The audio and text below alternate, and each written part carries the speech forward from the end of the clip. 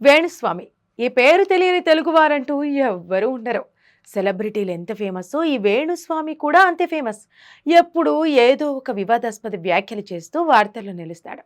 సినీ సెలబ్రిటీలు, రాజకీయ నాయకులతో ఫోటోలు దిగుతూ తాను చాలా తోపునని చెప్పుకునే ప్రయత్నాలు చేస్తాడు. వీరందరి జాతకాల గురించి చెబుతూ తన కాలాన్ని గడుపుకుంటారు.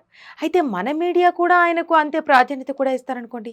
ఆయన ఏ సెలబ్రిటీ గురించి ఏం చెబుతారా అని, ఏ రాజకీయ నాయకుడి భవిష్యత్తు ఎలా ఉంటుందో చెబుతారని ప్రజలు కూడా ఆసక్తిగానే ఎదురు చూస్తారు.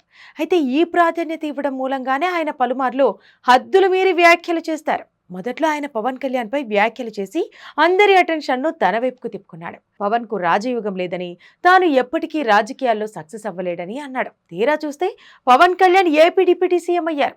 అంతేకాదు కేంద్రంలో కూడా ఆయన మంచి పేరు సంపాదించుకున్నాడు.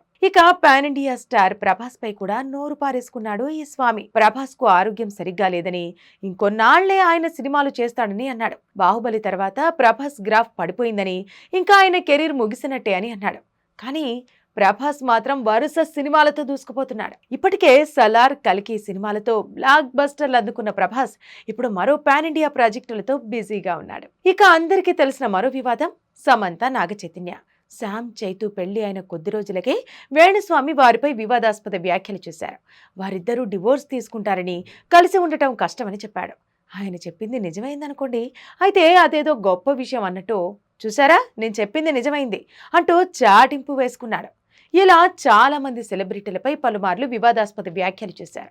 మరోవైపు ఈ ఏడాది జరిగిన ఆంధ్రప్రదేశ్ ఎన్నికల్లో జగన్ మళ్లీ గెలుస్తాడని జ్యోతిష్యం చెప్పాడు.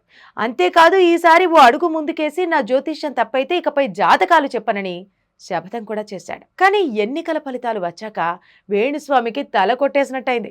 వైసీపీ దారుణంగా ఓడిపోయింది. ఇక చేసేదేమీ లేక ఓ వీడియో విడుదల చేస్తూ ఇక తాను జాతకాలు చెప్పనంటూ శపథం చేశాడు. ఇక తాజాగా నాగచైతన్య, శోభిత ఇష్యూలో కూడా ఈ స్వామి ఎంట్రీ ఇచ్చాడు. వారిద్దరూ అలా ఎంగేజ్మెంట్ చేసుకున్నారో లేదో ఆ వెంటనే ఆయన వాగుడు మొదలుపెట్టారు.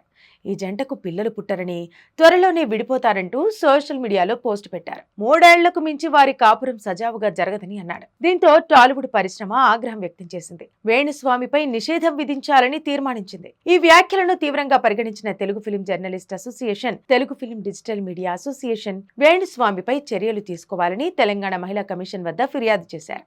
దీంతో తెలంగాణ మహిళా కమిషన్ చైర్పర్సన్ నేరేళ్ల శారద వెంటనే స్పందించారు.